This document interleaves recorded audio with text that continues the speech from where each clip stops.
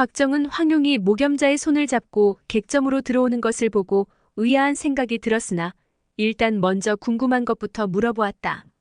제 사부님들은 보셨나요? 목염자는 고개를 절레절레 흔들었다. 그분들과 남쪽으로 가다가 중간에 산동에서 헤어진 뒤로는 한 번도 못 뵈었어요. 곽정은 사부님들이 크게 화가 나 있을 것 같아 내심 불안했다. 그래서 한동안 밥도 차도 내키지 않아 그저 멍하니 창밖을 내다보며 생각에 잠겼다. 목염자는 황용에게 홍칠공을 만난 이야기를 물었다. 황용이 그간 있었던 일들을 자세히 들려주자 목염자는 홍칠공이 자기를 만나주지 않고 떠난 것에 탄식했다. 그런 목염자를 황용이 애교를 부리며 위로해줬다. 황용이 목염자에게 말했다. 칠공께서 무공을 가르쳐 주실 때 다른 사람에게는 전하지 말라고 당부하셨어요. 만일 언니가 제 아버지 무공을 배우고 싶으시다면 저희가 보름쯤 머물면서 가르쳐 드릴게요. 황용은 목염자가 곽정에게 시집갈 마음이 없다는 것을 알고부터 마치 가슴을 누르고 있던 무거운 돌덩이가 사라진 듯 마음이 홀가분했다. 그러다 보니 목염자가 대단한 은인처럼 느껴졌다. 거기다 비수까지 받고 보니 어떻게든 보답하고 싶은 마음이 생겼다. 그러나 목염자는 미소를 지으며 고개를 저었다. 고맙기는 하지만 내게 지금 급한 일이 있어 틈을 낼 수가 없어요. 다음에 기회가 닿으면 동생이 싫다고 해도 내가 가르쳐달라고 조를게요. 황용은 무슨 일인지 물으려다가 아무래도 은밀한 일이 있는 것 같아 더 묻지 않았다. 목염자는 미시쯤 객점을 빠져나갔다가 저녁에 돌아왔다. 그녀의 얼굴이 밝은 것을 보고도 황용은 모르는 척했다. 저녁을 먹고 나서 황용과 목염자는 한 방에 묵었다. 황용은 먼저 잠자리에 누워 흘깃거리며 목염자를 훔쳐보았다. 등불 아래 멍하니 앉아있는 목염자의 얼굴에는 수심이 가득했다. 황용은 눈을 감고 잠이 든 척했다. 그러자 잠시 후 목염자는 품속에서 뭔가를 꺼내 들고는 그윽한 눈길로 그것을 한없이 바라보았다. 더없이 부드럽고 행복한 얼굴이었다. 황용이 그녀의 등 뒤에서 살며시 넘겨다보니 화려한 무늬가 수놓인 손수건인 듯했다. 갑자기 목염자가 몸을 돌려 손수건을 공중으로 날렸다. 황용은 깜짝 놀라 황급히 눈을 감았다. 혹시나 들켰을까봐 가슴이 두근두근 방망이질 치며 떨려왔다. 방 안에는 가벼운 바람이 일었다. 눈을 살짝 떠보니 목염자가 방 안을 돌며 무예 동작을 펼치고 있었다. 그러다가 손수건을 얌전히 포개어 접더니 또다시 그것을 한없이 바라보았다. 자세히 보니 그건 손수건이 아니라 찢긴 옷자락이었다. 그것은 바로 목염자가 완안강과 겨룰 때 찢긴 완안강의 비단 장포 조각이었다. 목염자는 입가에 미소를 띤 채 마치 그날의 상황을 회상하는 듯했다. 목염자는 혼자서 도취되어 있다가 잠자리로 다가왔다. 황용은 두 눈을 꼭 감았다. 목염자가 자신을 바라보고 있음을 느낄 수 있었다. 잠시 후 목염자의 중얼거리는 듯한 목소리가 들려왔다. 예쁘기도 하지. 그러더니 목염자는 갑자기 몸을 돌려 창문을 열었다. 그녀는 옷자락을 날리며 담을 넘어 객점을 빠져나갔다. 황용은 호기심에 자리를 박차고 일어나 급히 그녀를 따라 나갔다. 목염자는 막 서쪽으로 내달리고 있었다. 황용은 경공수를 써 그 뒤를 바짝 쫓았다. 황용의 무공이 목염자보다 뛰어났으므로 얼마 안 가 그녀를 따라잡을 수 있었다. 황용은 목염자의 눈에 띌까봐 거리를 두고 걸음을 늦추었다. 그때 목염자가 시장 쪽으로 들어가 어느 커다란 집 지붕으로 뛰어 올라갔다. 그리고 그 위에서 사방을 살피더니 남쪽 끝에 있는 높은 집으로 뛰어갔다. 황용은 날마다 이곳에 와서 장을 봤기 때문에 그 집이 근방에서 제일 큰 부자인 장 씨의 저택이라는 것을 알고 있었다. 황용 역시 목염자의 뒤를 따라 장 씨 저택의 담을 넘었다. 장 씨 저택의 대문에는 등불이 대낮처럼 밝혀져 있고 화려한 붉은 등도 걸어놓았다. 등에 박힌 대금국 흠사라는 금색의 5글자가 화려하게 빛났다. 등 아래에는 허리에 검을 찬 금국 병사 4명이 문을 지키고 있었다. 지금 금국의 사신이 이 저택에 머물고 있는 것이다. 황용은 목염자를 쫓아 잠깐 사이 담을 뛰어넘어 화원까지 들어갔다. 그때 동쪽 방에서 불빛이 비치는가 싶더니 장지문 위로 한 남자의 검은 그림자가 어른거렸다. 목염자는 천천히 그쪽으로 다가가 그림자를 응시한 채 굳은 듯 서 있었다. 얼마나 지났을까? 방 안의 그림자는 여전히 오락가락하고 모겸자 역시 하염없이 그림자를 바라보며 시선을 떼지 못하고 있었다. 황용은 방의 다른 쪽 모퉁이로 돌아가서 손가락에 침을 묻혀 창문 격자의 가장 아래쪽에 구멍을 뚫었다. 그 구멍으로 안을 들여다보니 방 안에 있는 남자는 다름 아닌 소왕야 완한강이었다. 완한강은 손에 뭔가 시커먼 물건을 들고 어루만지며 서성거리고 있었다. 근심거리가 있는 듯 천장을 올려다보며 생각에 잠긴 모습이었다. 그가 촛불 쪽으로 다가서자 손에 든 철창이 선명하게 드러났다. 창 끝은 이미 녹이 슬었고 그 아래로 긴 자루가 이어졌는데 중간에 끊겨 있었다. 황용은 그 창이 그의 친아버지 양철심의 유품이라는 것을 모르고 아마도 모겸자와 관련된 물건일 것이라 지레짐작했다. 한 명은 옷자락을 펄럭이느라 정신이 없고 또 한 명은 창이나 어루만지며 그리워하고 있는 모습을 보니 황용은 저도 모르게 키득거리며 웃고 말았다. 웃음소리가 새어나오자 완한강은 즉각 소리를 알아채고 팔을 휘둘러 촛불을 껐다. 거기 누구냐? 황용은 어느새 모겸자의 뒤로 돌아가 있었다. 황용은 그대로 모겸자의 혈도를 눌러 그녀를 꼼짝달싹 못하게 만들었다. 황용이 웃으며 모겸자의 귓가에 소곤거렸다. 언니, 가만히 있어요. 내가 언니의 임에게 보내드릴게요. 완한강이 방문을 열어젖히고 뛰어나오는데 어디선가 여자의 웃음 섞인 소리가 들려왔다. 당신이 그리워하던 사람이에요. 받으세요. 완한강이 뭐라 말하기도 전에 황용은 모겸자를 그에게 던졌다.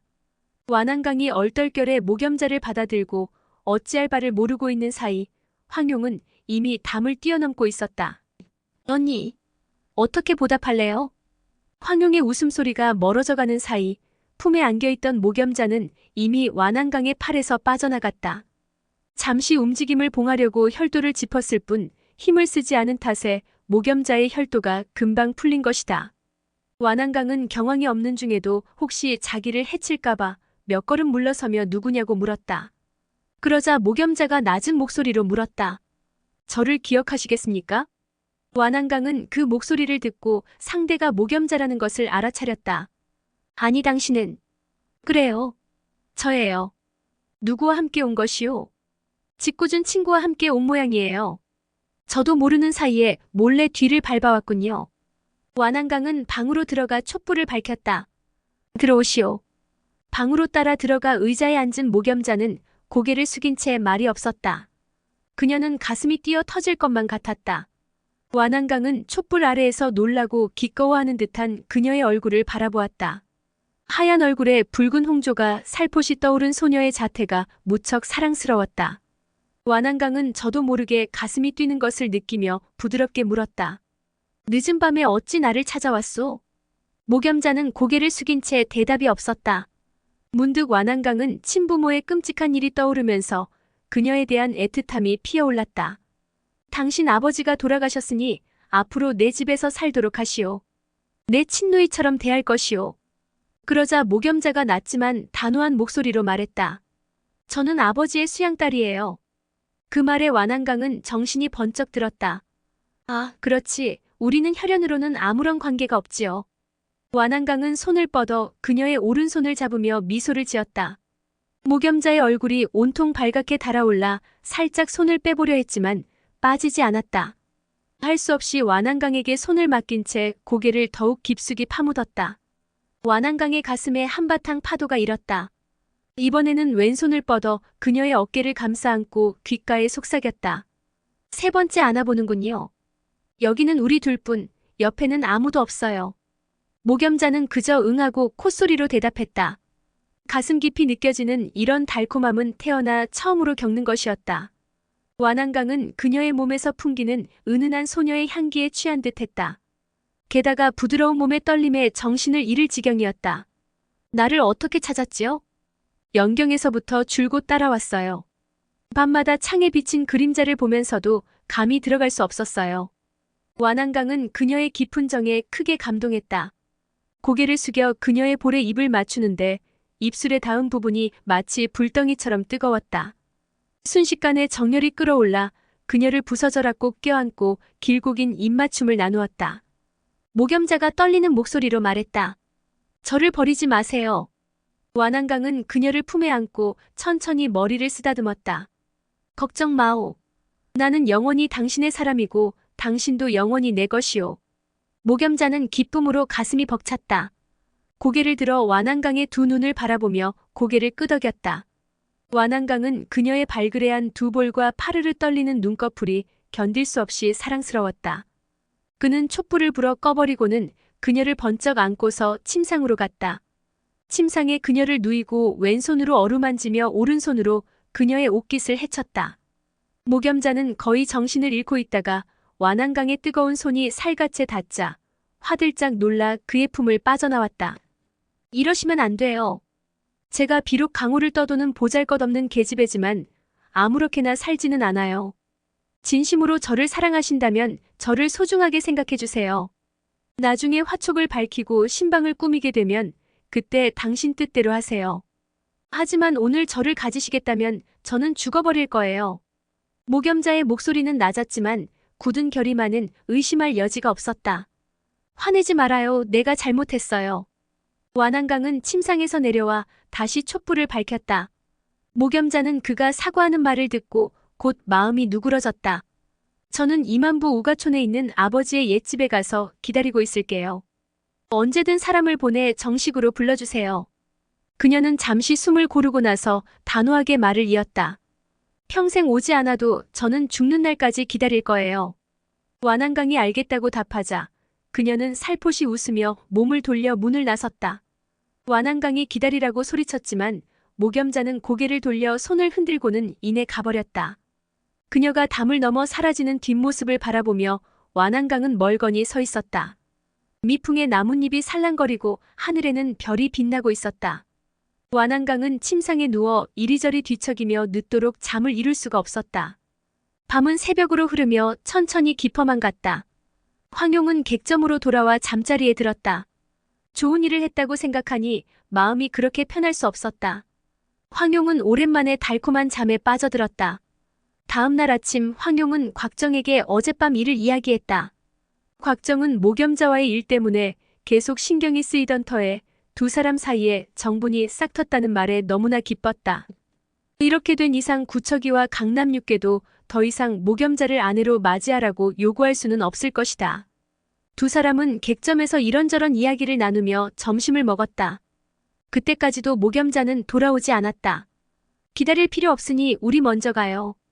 황용은 웃으며 말하고 방으로 들어가 남장을 하고 나왔다. 두 사람은 저작거리로 가서 튼튼한 나귀 한 마리를 사고 장씨 저택문 앞을 지나갔다. 문 앞에 대금국 흠사라 쓰인 제등은 이미 없었다. 두 사람은 목염자가 완한강을 따라 떠났으리라 생각했다. 두 사람은 운하를 따라 남쪽으로 유유자적 강산을 여행하면서 의흥에 도착했다. 의흥에서 다시 동쪽으로 가니 태오라는 큰 호수가 나왔다. 태오는 동남쪽에 물이 모두 모여들어 특히 삼각주가 발달해 있었다. 주위가 500리라 예부터 오오라 부르기도 했다. 곽정은 이렇게 큰 호수는 난생 처음 보는지라 황용과 손을 잡고 호숫가에 서서 경치를 구경했다. 황용은 호수 주변의 민가를 찾아 나귀와 말을 묶어놓고 작은 배를 빌려 노를 저었다. 두 사람은 이런저런 이야기를 하며 배가 흘러가는 대로 호수를 떠다녔다. 어느덧 호수 주변에서 10여리나 떨어진 곳까지 갔다. 그러다 그들은 수십 장 밖에서 호수를 떠다니는 고깃배 한 척을 발견했다. 한 어부가 뱃머리에서 고기를 낚고 있고 배 뒤편에는 동자가 앉아 있었다. 곽정과 황용이 한참 이야기꽃을 피우다 그 고깃배를 다시 봤다. 그때까지도 어부는 여전히 한치의 흐트러짐 없는 자세로 고깃배에 앉아 있고 낚싯대도 조금의 흔들림이 없었다. 황용이 웃으며 말했다. 대단한 인내력이네요. 이때 실바람이 불어와 수면에 물결을 그리며 뱃머리를 치고 갔다. 황용은 손을 흔들며 수용음이라는 노래를 불렀다. 황용은 전반부를 부른 뒤 잠시 노래를 멈췄는데 그녀의 눈에 어느새 눈물이 어른거렸다. 곽정이 노래의 뜻을 설명해달라고 말하려는데 어디선가 처량한 노랫소리가 들려왔다. 곡조가 황용이 부른 것과 똑같은 수용음의 후반부였다. 멀리 바라보니 노래를 부른 사람은 바로 낚싯대를 들이우고 있는 어부였다.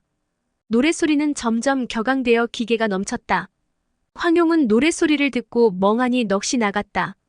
곽정이 왜 그러냐고 묻자 황용이 말했다. 아버지가 자주 부르시던 노래였는데 이런 강변에서 어부가 부를 줄은 생각도 못했어요. 우리 한번 가봐요. 두 사람이 노를 저어 다가가니 어부는 이미 낚싯줄을 거두고 배를 저어 이쪽으로 오고 있었다. 호수에서 뜻밖의 귀한 손님을 만났으니 함께 술 한잔 나눔이 어떠하오? 황용은 그의 고상한 말투와 행동거지를 보고 더욱 기이하게 여겼다. 어르신께 폐를 끼치는 게 아닌가 싶습니다. 어부는 웃으며 말했다. 본시 귀한 손님을 만나기란 어려운 법인데 호수에서 떠돌다 우연히 만나게 됐으니 어찌하니 반갑겠소? 어서 건너오시지요. 노를 잡아당기니 두 배는 더욱 가까워졌다. 황용과 곽정은 배를 어부의 배에 묶어놓고 건너가서 예를 갖추어 인사했다. 어부는 앉아서 답례를 하며 말했다. 앉으시오. 다리가 불편해서 일어서지 못하니 두 분이 양해해 주시구려. 두 사람은 배에 앉아서 어부를 훑어보았다. 나이는 40세 정도이고 얼굴은 창백한 것이 중병을 앓고 있는 듯했다. 세 사람이 서로 인사를 나누고 자리에 앉자 동자가 술을 데워왔다. 술잔과 접시도 모두 깨끗하고 정교한 것이 대갓집의 것인 듯했다. 어부가 술잔을 비우며 물었다. 방금 부르신 수용음은 억눌린 울분을 노래한 것으로 실로 절묘한 가사를 할 수 있지요. 젊은 나이에 어찌 이 가사의 깊은 뜻을 이해했는지 실로 대단하십니다. 황용은 연장자임을 드러내려는 그의 말투를 듣고 미소를 지으며 대답했다. 송이 남아한 일에 뜻 있는 지사 중 나라 잃은 슬픔에 비분간개하지 않은 이가 어디 있겠습니까? 어부는 고개를 끄덕이며 동의했다. 그러면서 이런저런 시를 읊조렸다. 황용과 어부 두 사람은 시를 논하며 마음이 잘 맞는 듯했다. 그러나 사실 황용은 우국 충정 같은 것에는 관심이 없었다. 노래 가사의 깊은 뜻에 대해서는 전혀 이해하지 못하고 그저 예전에 부친이 한 말을 기억해 말할 뿐이었다. 그러나 듣는 사람으로서는 정통한 견식을 갖춘 듯 학문의 깊이가 느껴지니 어부는 연신 탁자를 치며 칭찬을 했다. 이야기를 나누다 보니 어느새 저녁 노을이 붉게 물들며 강변의 안개가 더욱 짙어졌다. 저희 집은 강변에 있는데 괜찮으시다면 며칠 묵다 가시는 게 어떻겠습니까? 곽정이 대답을 하지 않자 어부가 말했다. 저희 집 근처에 높은 산봉우리가 절경을 이루지요. 어차피 산수 구경을 나오신 거라면 한번 둘러보시지요. 곽정과 황용은 그의 간곡한 부탁을 거절할 수가 없어 그러기로 승낙했다. 그들은 동자와 함께 타고 온 배를 돌려 말을 찾은 뒤 호숫가의 인가를 찾아가서 큰 배를 한 척 빌렸다. 동자가 배에 말을 싣고 곽정과 황용이 승선하자 6명의 장정이 배를 저었다. 그렇게 몇 리를 갔을까 삼각주 앞 청색 돌로 지은 부두 앞에 배가 정박했다. 무트로 올라서자 누각이 늘어서 있는 으리으리한 장원이 시야에 들어왔다. 큰 석교를 지난 세 사람은 장원 앞에 섰다. 곽정과 황용은 어부가 이런 대저택에 살고 있다는 것이 의아한 듯 서로를 바라보았다. 그때 20살 안팎의 젊은이가 나와서 두 사람을 맞이했다. 가친께서 소인에게 이곳에서 두 분을 기다리라고 하셨습니다. 곽정과 황용은 공수의 예로 답하고 그를 살펴보았다. 그는 값비싸 보이는 비단장포를 입었고 얼굴은 어부와 상당히 닮았는데 등과 어깨가 딱 벌어진 것이 체구가 우람했다. 육형의 대우는 어떻게 되십니까? 소인의 이름은 관영이라고 합니다. 세 사람은 말을 주고받으며 안으로 들어갔다. 그런데 황용은 장원의 길 배치를 보면서 왠지 이상한 생각이 들었다. 후원으로 들어서자 병풍을 사이에 두고 어부의 음성이 들려왔다. 어서 오십시오. 세 사람이 고개를 돌려 병풍 쪽을 보니 서방 문이 열리면서 앉아있는 어부의 모습이 눈에 들어왔다. 어부는 유생의 복장을 하고 손에는 순백의 거위 깃털 부채를 들고서 잔잔한 웃음을 머금은 채 공수의 예를 표했다. 황용이 방 안을 둘러보니 진귀한 물건들로 가득했다. 사방이 가득 시서책으로 둘러싸였고 탁자 위에는 진귀한 골동품으로 보이는 동기와 옥기들이 놓여 있었다. 그때 황용의 눈에 벽에 걸린 한 폭의 수묵화가 들어왔다. 수묵화는 중년 서생이 달 밝은 밤에 칼집에 손을 얹고 하늘을 우러러보는 그림인데 긴 한숨을 토하듯 쓸쓸함을 드러내고 있었다. 그리고 왼쪽 모서리에는 노래 가사 한 수가 적혀 있었다. 이 가사는 황용의 부친이 예전에 가르쳐 주었던 것으로 악비의 소중산이라는 가사였다. 그 아래에 오호페인이 병중에 먹칠을 하다라는 서명이 적혀 있었다. 황용은 오호페인이 분명 육장주의 벼로일 것이라 생각했다. 수묵화에 황용의 시선이 머문 것을 본 육장주가 그림이 어떠한지 품평을 부탁했다. 장주의 이 그림은 악무목이 소중산이라는 가사를 지을 때 기계를 펴지 못한 것처럼 비분간개한 심정을 그린 것 같습니다. 그러나 장주께서는 너무나 비분간개하신 나머지 필력의 운건함이 지나치고 재주를 드러내려 하는 과욕을 부리신 듯합니다. 육장주는 이 말을 듣고 길게 탄식하고 침울해하면서 아무 말도 하지 못했다. 황용은 그의 낯빛이 변하는 것을 보고 너무 솔직하게 말해서 기분이 상한 게 아닌가 생각했다. 소인 나이가 어려 짧은 식견으로 마음대로 짓거려 본 것입니다. 장주께서는 너무 개의치 마십시오. 육장주는 순간 안색이 환해지면서 기쁘게 말했다. 황아우, 무슨 섭섭한 말씀이시오? 오늘에서야 처음으로 내 마음을 들켜버렸구려. 아우야말로 나를 알아주는 진정한 벗이오. 아우의 평이 이토록 예리하니 가문의 학문이 심오한 듯하구려. 부친께서는 필시 훌륭한 선비임이 틀림없을 것이오. 부친의 조남이 어떻게 되시오? 황용이 답했다. 소인의 짧은 식견으로 과도한 칭찬을 받았습니다. 가친께서는 시골에서 제자들을 가르치는 이름 없는 선비일 뿐입니다. 그 말에 육장주는 재주 있는 사람이 시운을 만나지 못했다며 탄식했다. 그 후 세 사람은 주연을 열고 술을 주고받았다. 이곳의 경치가 참으로 좋소. 두 분께서는 제 처소에 며칠 더 머무시면서 천천히 둘러보시오. 오늘은 날도 저물었으니 그만 쉬셔야겠지요. 그러면서 육장주는 술자리를 파했다. 방을 나서려던 황용이 문득 고개를 들어 서재 처마 위를 보니 철편이 팔괘 형태로 박혀있는 것이 보였다. 박혀있는 모양이 가지런한 팔괘 모양이 아니라 듬성듬성하고 비뚤어져 있었다. 황용은 내심 놀랐지만 아무 내색도 하지 않고 장주의 안내에 따라 객방으로 들었다. 객방 또한 고급스럽게 꾸며져 있었다. 육장주가 차를 가지고 와서 말했다. 필요한 게 있으시면 침상 옆에 종을 잡아당기십시오. 그리고 저녁에는 절대 밖으로 나가지 마십시오. 육장주는 말을 마치고 가볍게 문을 닫고 나갔다. 육장주가 나가자 황용이 낮은 소리로 소곤거렸다. 뭔가 수상하지 않아요? 왜 저녁에는 절대로 나가지 말라고 하는 걸까요? 그러나 곽정은 별 이상한 점을 느끼지 못한 듯했다. 이곳이 넓으니까 장원 안을 돌아다니다가 길을 잃을까봐 그러는 것이 아닐까? 그러자 황용이 웃으며 대답했다. 이 장원은 기괴하게 만들어진 것 같아요. 육장주는 도대체 어떤 사람일까요? 그 말에 곽정이 고개를 갸웃하며 답했다. 은퇴한 대관이 아닐까? 그러나 황용은 고개를 내저었다. 분명히 무공을 익힌 사람이에요. 게다가 고수일 거예요. 서재에 있던 철팔괘를 봤어요? 그러자 곽정이 어리둥절해하며 그게 뭐냐고 물었다. 그건 벽공장을 연마할 때 사용하는 거예요. 곽정이 잠시 생각하더니 말했다. 육장주는 우리에게 나쁜 마음이 전혀 없는 것 같으니 본인이 굳이 말하지 않으면 모른 척하고 있는 게 좋을 것 같아. 그러자 황용도 알겠다는 듯 고개를 끄덕이고는 촛대를 향해 장풍을 날려 촛불을 껐다. 그렇게 둘은 잠자리에 들었다. 한창 잠에 빠져 있는데 갑자기 멀리서 웅웅하는 소리가 들렸다. 곽정과 황용은 놀라 화들짝 잠에서 깼다. 가만히 귀를 기울여 보니 누군가 소라나파를 불고 있는 듯했다. 잠시 뒤 소리가 다시 들려왔다. 여기저기서 화답하는 소리가 들리는 걸 보니 한 사람이 아닌 듯했고 소라를 부는 사람들이 멀리 떨어져서 서로 응답하는 듯했다. 황용이 목소리를 낮추어 말했다. 이럴 게 아니라 우리 밖으로 나가봐요. 두 사람은 살짝 창문을 열고 밖을 내다보았다. 장원은 등을 들고 있는 사람, 분주하게 왔다 갔다 하는 사람들로 꽉 차 있었다. 오늘의 영상은 여기까지입니다. 영상이 도움이 되셨다면 구독과 좋아요, 알람 설정 부탁드립니다. 시청해주셔서 감사합니다.